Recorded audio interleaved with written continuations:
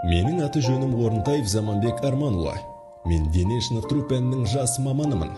Қатира Дүтбаев атындағы гуманитарлық колледжін тамамдап, еңбек жолымды шәкірттерге салауатты өмір салтын насихаттаудан бастадым. Спорт тек қана дене тәрбиесі емес, ол тәртіпке, табандылыққа және мақсатқа жетуге үйрететін үлкен құрал. Мен үшін әрбір оқушының физикалық дамуымен қатар, оның жеке тұлға ретінде қалыптасуы да өте маңызды. Сабақтарымда оқушыларды белсенді өмір салтына баулып, спортқа деген қызығушылығын оятуға тырысамын. Алдағы уақытта өз білімім мен тәжірибемді шыңдап, мектеп ұжымымен бірге үлкен жетістіктерге жетемін деген сенімдемін. Ұстаз ретінде ең басты мақсатым оқушылардың жан-жақты дамуына үлес қосу.